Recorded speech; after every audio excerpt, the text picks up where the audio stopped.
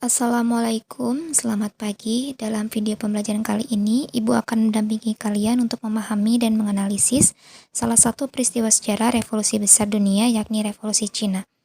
Nah, sebelumnya, Ibu akan menyampaikan tujuan dan materi pembelajarannya terlebih dahulu.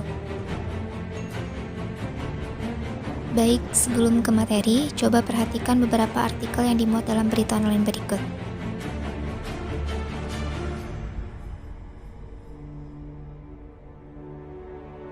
Apa yang dapat kalian simpulkan setelah melihat artikel tersebut? Cina sebagai negara adidaya? Atau Cina sebagai pemegang raksasa ekonomi baru? Atau Cina berhasil membawa mata uang yuan sebagai salah satu mata uang internasional? Perkembangan Cina menjadi salah satu negara besar di dunia ini tentunya tidak bisa terlepas dari pengaruh peristiwa masa lalu yang membentuk peradabannya hingga saat ini. Salah satu peristiwa yang membentuk runtutan sejarah tersebut adalah terjadinya Revolusi Cina di tahun 1911 sampai 1949. Nah, tahukah kalian mengapa Revolusi Cina tahun 1911 sampai 1949 tersebut bisa terjadi? Dan bagaimana revolusi itu terjadi? Untuk dapat memahami peristiwa tersebut, marilah kita simak pembahasan berikut. Revolusi yang dilakukan Cina pada tahun 1911 sampai 1949 berawal dari adanya keinginan untuk memodernisasi negara dari kondisi konservatif berbentuk dinasti-dinasti ke dalam bentuk republik. Sejak terjadinya Perang Candu dan berbagai pemberontakan yang terjadi seperti Taiping, pemberontakan Pantai, pemberontakan Dungan, dan pemberontakan Boxer, kedudukan dinasti Qing menjadi semakin diperlemah oleh adanya berbagai konflik, pengaruh bangsa asing, dan adanya upaya penumbangan yang dilakukan oleh bangsa Cina untuk merebut kembali negaranya dari bangsa Tionghoa. Revolusi pertama terjadi pada tahun 1911 menggantikan sistem kekaisaran yang berlangsung selama ribuan tahun dengan sistem pemerintahan republik. Revolusi kedua terjadi pada tahun 1928 ketika Kuomintang atau KMT berhasil membentuk dan menguasai pemerintahan baru menggantikan pemerintahan Panglima Perang atau Warlord yang terpecah-pecah dalam masa pemulaan pemerintahan Republik Cina dengan sistem dominasi satu partai yang terorganisir dan terpusat. Nah, revolusi ketiga terjadi pada tahun 1949 dengan berdirinya Republik Rakyat Cina di bawah kekuasaan Partai Komunis Cina. Sistem kekaisaran di Cina berakhir setelah Sun Yat-sen mengorbankan revolusi pada tahun 1911 dan selanjutnya bercita-cita ingin menyatukan seluruh Cina dalam satu pemerintahan yang didasarkan pada San Min Cui atau tiga sendi kedaulatan rakyat, yaitu nasionalisme, sosialisme, dan demokrasi. Revolusi nasional di bawah pengaruh Sun Yat-sen meletus di Wuchang pada tanggal 11 Oktober 1911. Kemudian pada tanggal 12 Februari 1912, Kaisar Xuantong turun tahta setelah terjadinya Revolusi Xinhai. Sebulan kemudian, yaitu pada tanggal 12 Maret 1912, berdirilah Republik Cina atau ROC. Namun kemudian kedudukan Sun Yat-sen sebagai presiden segera digantikan oleh Yuan Shikai, seorang warlord atau panglima yang sangat berpengaruh. Kemudian Yuan Shikai berkuasa selama 1911 sampai 1916. Tahun 1927 terjadi perselisihan di antara Partai Nasionalis Cina dan PKC atau Partai Komunis Cina. Kaum komunis ini menginginkan adanya pembagian wilayah kepada petani di daerah-daerah yang telah direbut, tetapi Chiang Kai-shek tidak menginginkan hal tersebut. Maka pada tahun 1947 itu terjadi pemberontakan internal antara Partai Nasionalis dan juga Partai Komunis di Cina pada saat itu. Setelah Yuan Shikai meninggal dunia selama era 1916 sampai 1928, di Cina dikenal sebagai periode warlordisme atau periode para jenderal perang.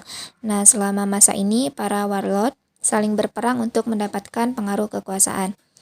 Di wilayah Cina Selatan, Sun Yat-sen masih memiliki pengaruh yang besar.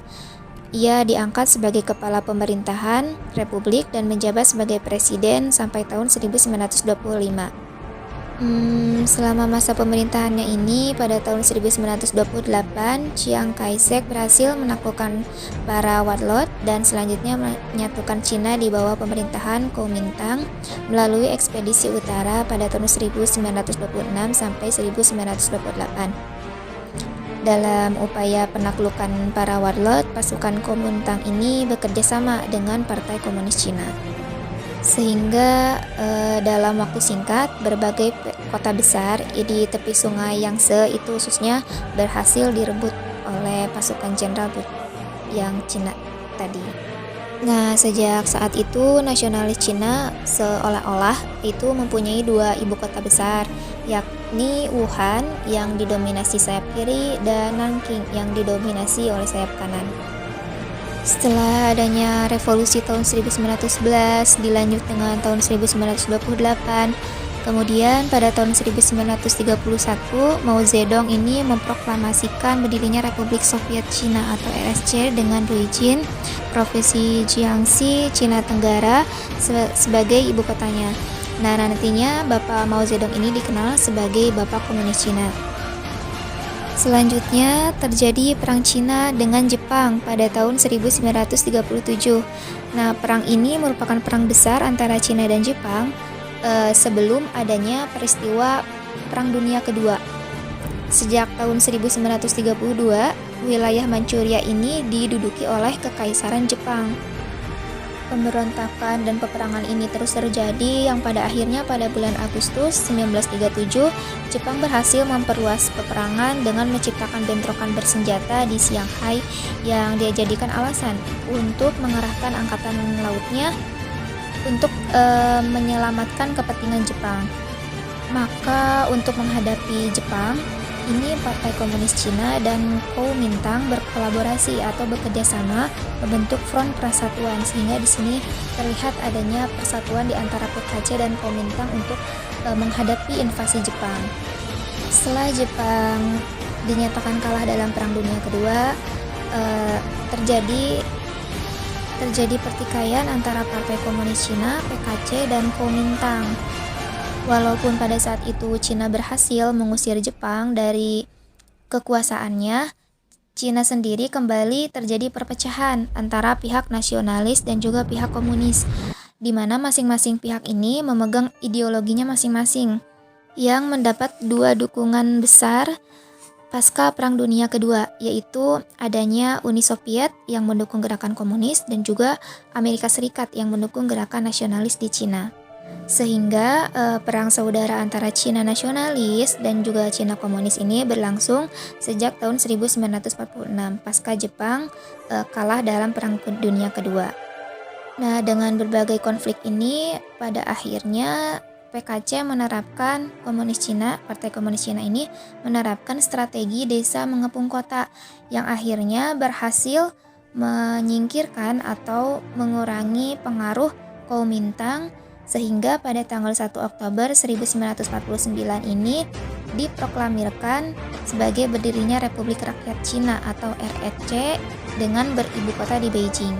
Dan pemimpinnya itu adalah tentara RRC berada di tangan Zhu De pada saat itu.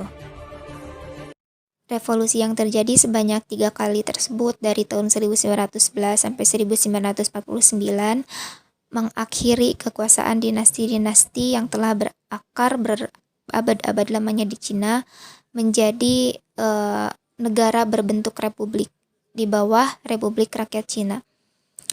Sehingga saat ini ketika banyak berita yang menyebutkan Cina sebagai negara yang besar, ini tidak terlepas dari peristiwa-peristiwa sejarah. Namun apakah setelah adanya revolusi ini Cina menjadi negara yang makmur? Tentu tidak, karena Cina setelah terjadinya revolusi ini ada beberapa permasalahan atau problematika dari masa ke masa yang dialami atau yang dilakukan oleh Cina sepanjang sejarah. Nah, untuk mencari tahu bagaimana kelanjutan dari revolusi ini, silahkan kalian cari berbagai informasi baik di dalam buku maupun di dalam artikel jurnal yang tentang pasca Cina, pasca revolusi Ibu sebutkan tadi. Mungkin sekian yang Ibu sampaikan. Kurang lebihnya Ibu mohon maaf. Terima kasih. Wassalamualaikum warahmatullahi wabarakatuh.